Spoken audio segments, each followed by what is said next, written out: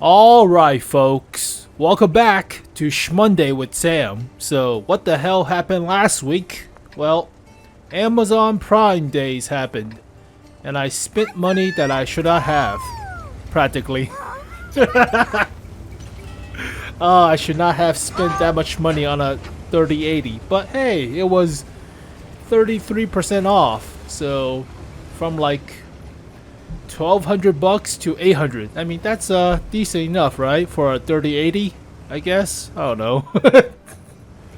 Compared to the 3060 that I had, it's like 50% bigger. So I had to buy a new case for it too. So buy a new case, demount everything, the motherboard, the power supply, get a new power supply actually, and demount all the cables, putting brand new cables and other stuff, putting the new GPU. It's all pretty good now, so everything looks pretty excellent. All the RGB, LED, whatever the hell, so great. Whatever, so spent money that I should not have and did not pay that much attention to what the hell happened in World of Tanks. So there were a few buffs and nerfs, or second iteration of the super test rebalancing. So Sherman EZ8 gets a buff with the accuracy of the gun and health, not that much. T67 gets nerfed as expected. T40 with the howitzer, the 105 gets nerfed. French tank destroyers gets a slight buff, not for the autoloader, but for the single shot at tier 7. Meh, not that much of a big difference. Some buffs here or there for lower tiers, like SU-76I or GFT for the Chinese gets a nerf. Type 58 gets a buff. Small stuff here and there. The most significant one is the Czech piece of crap TVP VTU. Yeah, that thing is a terrible garbage of a tier 8 medium tank. It was meant to be a heavy tank, but whatever. But yeah, they buffed the penetration, the whole shebang across the board, so thank God. That vehicle is super underperforming, like dramatically. So that's all the big news on the super test, but we got the release of the arcade mode on Friday to Sunday. So the first iteration of the arcade is better aim time, better accuracy, shooting, movement, more engine power, a hell of a lot more view range, so automatically spots at 445 meters, so maximum draw distance practically. And it's pointless to play snipers, so you just play heavy tanks or light tanks for that matter. But I mean, it's all right, but I did not finish the missions for it anyways, so whatever. I mean, everybody knows that you don't get battle pass points. You don't get special bonds unless you're finishing the missions or playing the tier 10 finishing the missions, but you also don't complete daily missions for the battle pass points. So the only reason to play that mode is for credit grinding, which is pretty good if you're playing a preferential matchmaking tier 8. You will see tier 9s, and everybody is surprisingly not using that much gold shell, so that's a big plus. But next week we'll have, what the hell we'll have next week? RNG mode. I mean, it's more fun with RNG mode if you have a decent high explosive shell, right? Son of a, take all the fun out, jeez. But I mean, it's a good credit grinder if you're missing out credits, but my philosophy is I'll make credits anyway, so might as well play with the vehicles that did not finish grinding, like the ones without field mods finished or something. But I don't know, I mean, you can play for fun. I mean, it's kind of weird transferring back to the normal mode after you played the arcade mode, because you immediately thought you'll get spotted right off the bat, so it just feels weird for a few battles, but afterwards you get readjusted, so whatever. I mean, we should expect the test server for the upcoming patch soon, hopefully. I mean 1.18. We should have some details on the test server or some details about the next season of Battle Pass. So hopefully that will work out, but Battle Pass Season 9, current season is Season 8 for the Warhammer stuff, but I don't know. Slow days of summer. I mean, we could look forward to the anniversary stuff, but usually the anniversary stuff is not that big of a deal. Not really that. I mean, unless they offer like special discounts where they didn't even offer anything, any discounts for equipment or crew training during Independence Day. So I would expect they'll offer something on the anniversary event, but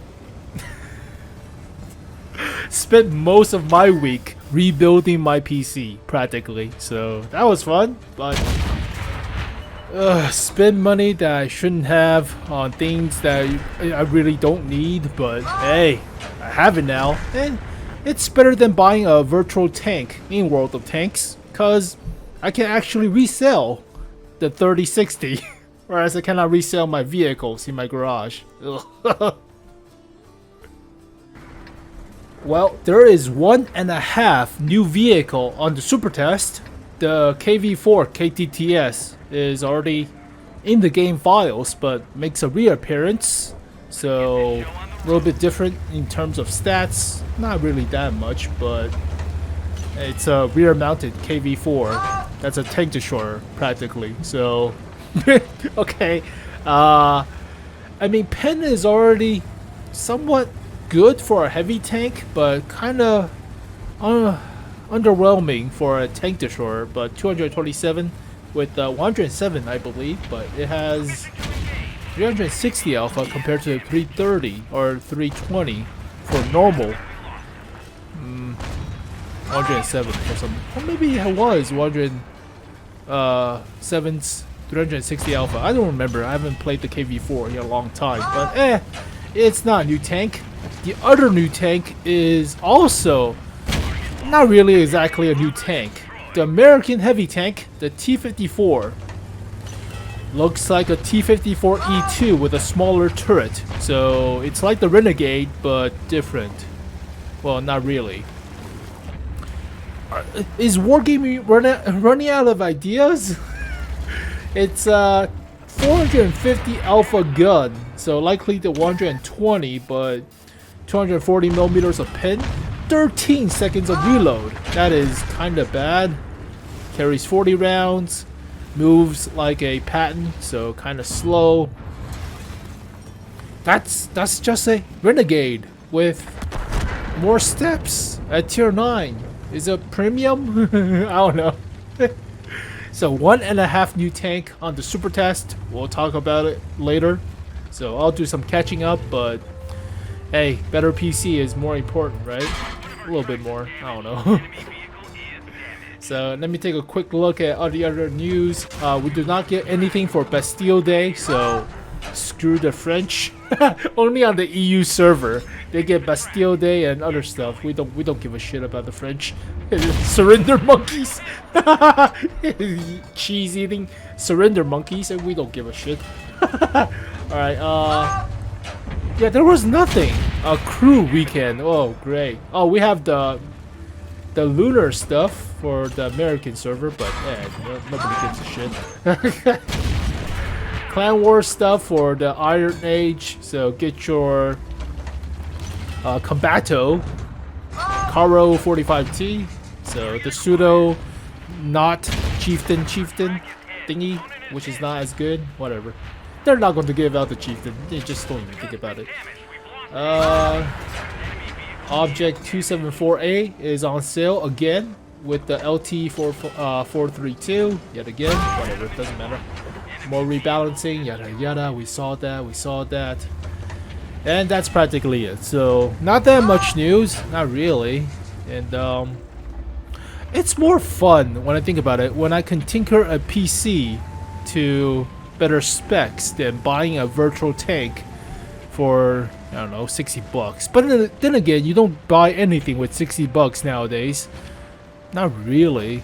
A better power supply is costing you around $100 or so, like above 850 watts or something. But yeah, that's not gonna dramatically change your performance unless you're going low on the voltage or something. But a 3060 is costing around $400 to $500. A 3080 is costing around 1,000 unless it's on sale. But recently they said that there's a surplus of supplies, so even a 4000 series from NVIDIA or something. But I don't give a shit. Just give me a 3080, I'll play around with it, I'll be fine. So next summer I'll probably buy a 3090 and just waste more time or money. But we'll see what happens. But goddamn, everything is more crisp. I tinker around with the setting. It's now 144 frames per second with my monitor's refresh rate, so extra crispy and smooth like butter. Dramatically amazing. But yeah, there you go, folks. Not that much news for last week. We'll talk about the buffs and nerfs on the super test, and we'll talk about the not Renegade, the T-54 American heavy tank that they are going to introduce for cash grabbing purposes or something. I don't know. But there you go, folks. SMonday with Sam. So biggest news is not even World of Tanks. It's me spending money that I really shouldn't have. But thank you guys for watching. Hopefully you guys enjoyed it. I'll see you guys next time. Peace.